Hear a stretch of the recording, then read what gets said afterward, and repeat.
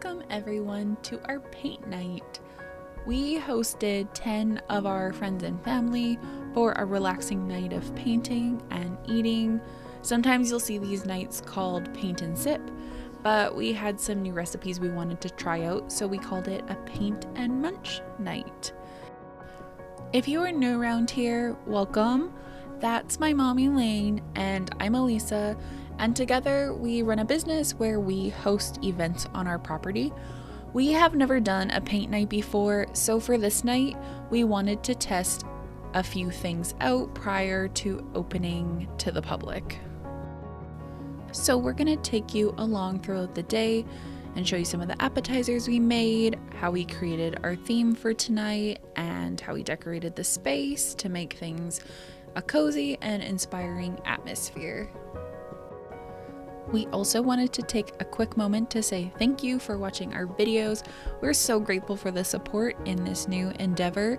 This week we reached 100 subscribers, which to us feels like a big deal. So we're excited and we would love to get to know you. So in the comments, let us know where you're from and what your favorite thing is about gathering people together. And don't forget to like and subscribe to our channel. The day prior to the event, we got over a foot of snow and the temperature dropped, which isn't unusual in our area, but it's certainly not common for this time of year. So even though according to the calendar, it's officially spring, it doesn't feel like it. I am foraging some dried flowers, some amaranth and dill seed that I'm going to use to decorate the space. We often leave a lot of our garden, as you can see, and we just let the birds eat it throughout the winter. I love using all the dried pieces in different crafts, or as I'm going to do today, decorate. If you watched our Christmas video, I also did this, but I used the pieces in like a wreath and different things like that. And so it's really fun and an inexpensive way when you need to add different elements to a space for an event and you don't want to always buy fresh florals and things like that. This works great. This was a self-guided event, so we opted to not have an instructor or anyone teaching. We just really wanted people to be able to express themselves artistically. But that can also cause people some stress if they don't naturally feel artistic. And of course you want your guests to feel comfortable and have a good time. So what I did is I made some inspiration cards in the green color palette that we're using for this evening.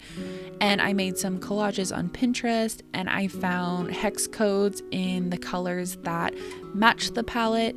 And then I made some INSPO cards on Canva using those hex codes, which is what I'm showing you here.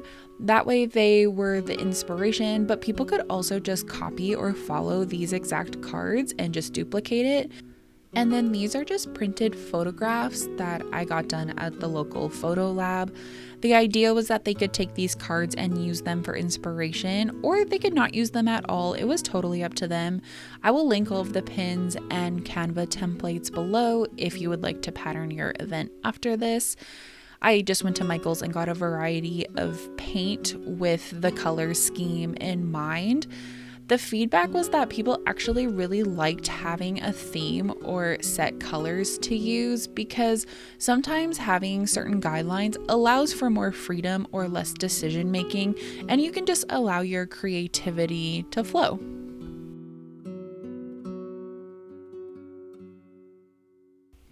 I got the canvases for the event at Michael's, and then the paintbrushes, I got these just off Amazon, and I will leave a link in the description below for those. The little canvas stands, I just got those at the dollar store because I found that was the cheapest.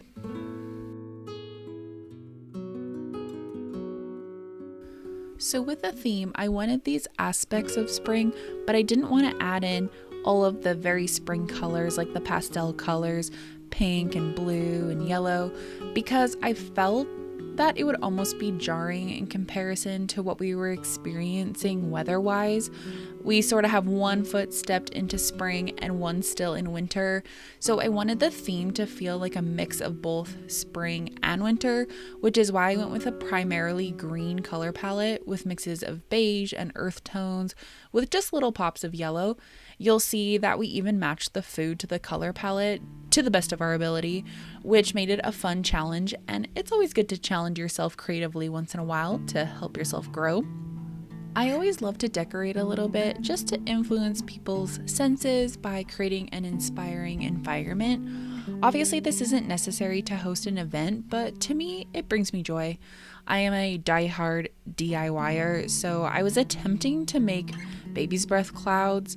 I was initially going to make 3, and I knew that I would need some of my forged dried plants as filler, but I should have done this the day before because it took me way longer than I intended, and I only had time to make 1, so I made a centerpiece to accompany that one lonely cloud.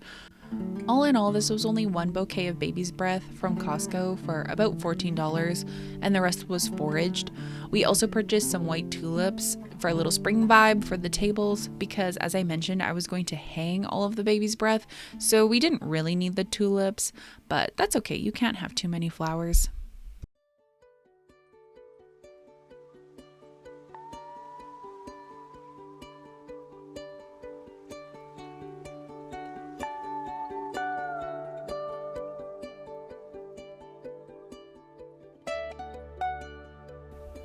For the food, we were trying a few different dishes, things that were new to us.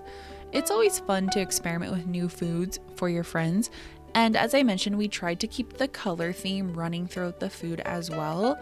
So here Elaine is making matcha panna cotta. Panna cotta is a really delicious dessert and nice when you have, a heavy meal or you've had a really rich meal. You can flavor panna cotta in endless ways, making it a very versatile dessert. We will show you more of the food during the event, but some of the things we prepared earlier in the day.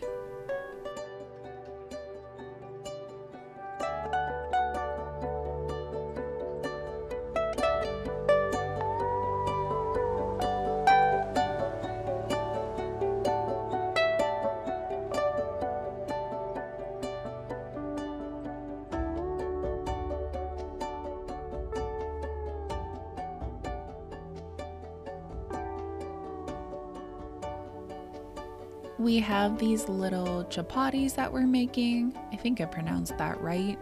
The recipe is from the Loria Stern cookbook. Elaine added a smidge of turmeric for the yellow color to match the palette. And then we added some edible flowers on top using some water to try to get the flowers to stay. It would have been easier if we would have pre-pressed the flowers, so I definitely recommend doing that. Where we live, there isn't much available for edible flowers right now, especially for a muted color theme. Our local nursery was supposed to get their first shipment of spring flowers in because pansies would have been ideal for these chapatis, but unfortunately the nursery truck didn't come in on time, so we just made do with what we had, and we added in some basil and mint to go with the flowers that we could find.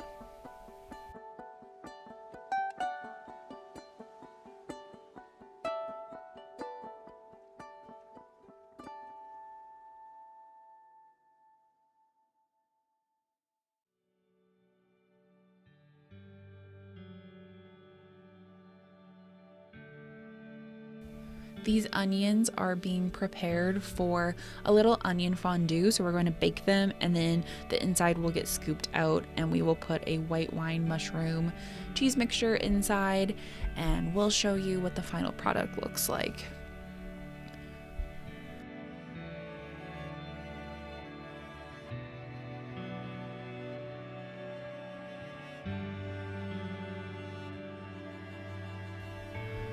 This room and the whole event came together way better than I could have imagined, and that's the thing with hosting events. You have to learn that in the end, it always comes together. If you have to scrap an idea last minute, no one will ever know, so it doesn't matter, because the important thing is gathering together and creating that sense of community and just being together and being present.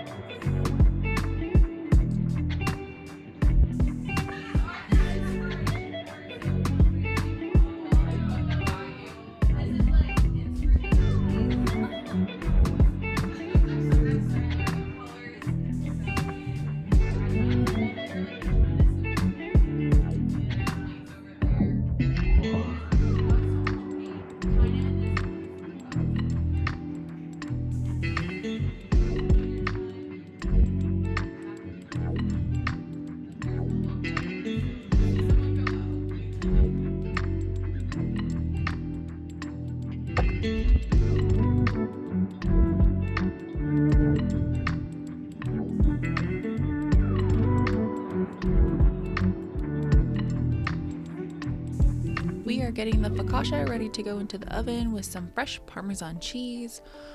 We start every event of ours with marinated olives. It's become a signature dish for us. People will even ask to buy them off of us.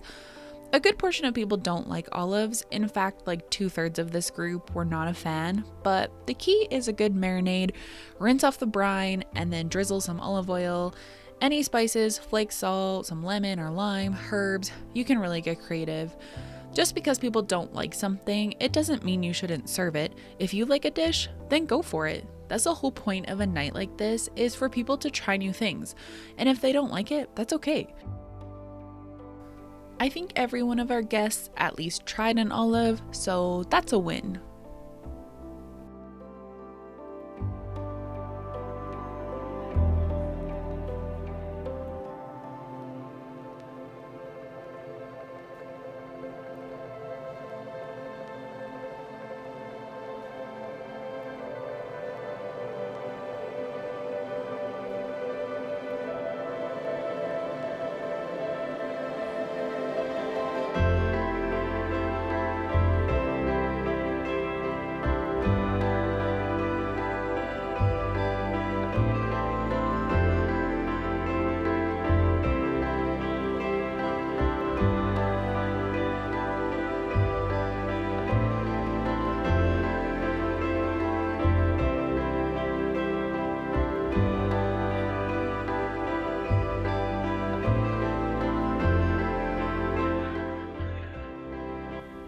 If you watched our last video, our spring lunch video, we made a herb floral butter.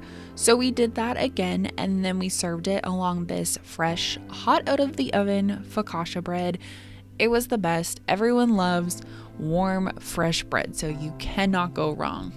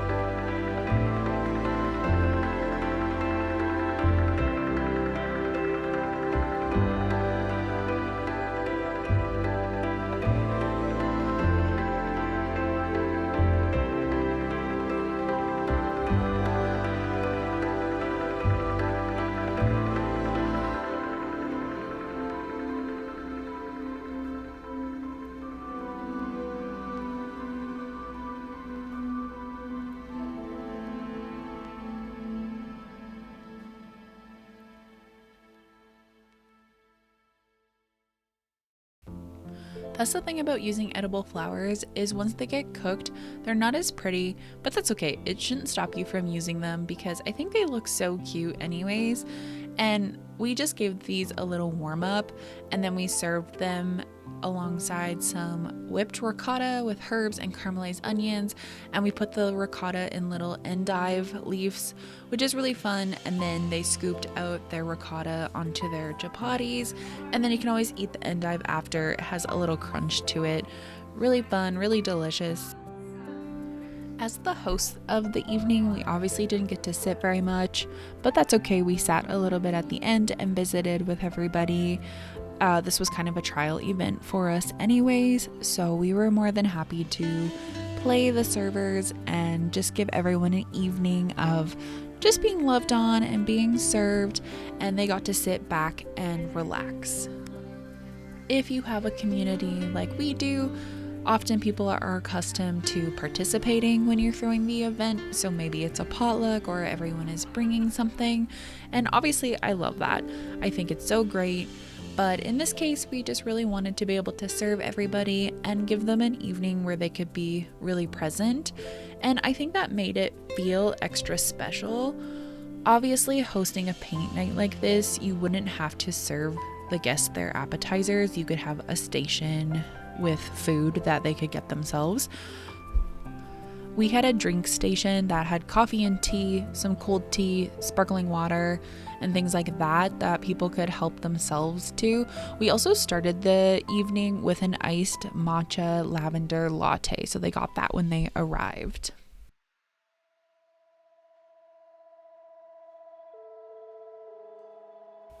So here we have the little onion fondue. Elena's topping them with some Gruyere cheese, and then it's going to go back in the oven to get heated through. We served this with some cucumber and some salami, and those are some radishes there. And then we deep fried some tempura cauliflower, and then all the mixture inside of the onion could be scooped out with those items.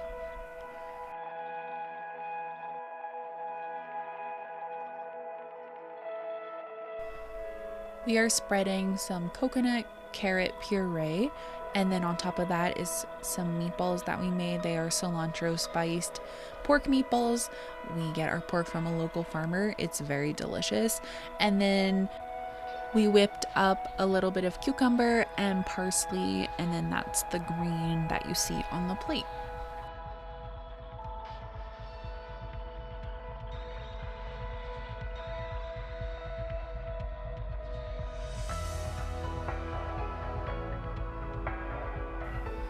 We really hope this video inspires you to host your own paint night. There are so many different ways you can go about it, but really the idea is the importance of getting together. And this is such a great activity, and it's relatively simple. It's nice for people to have something to do, especially if not all of your guests know each other.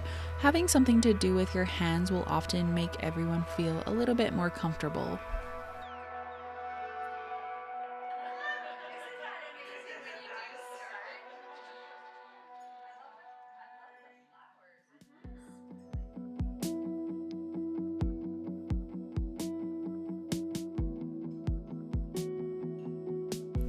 Last but not least, we have our matcha panna cotta with rose water. We topped it with strawberries and dusted some rose petals on top.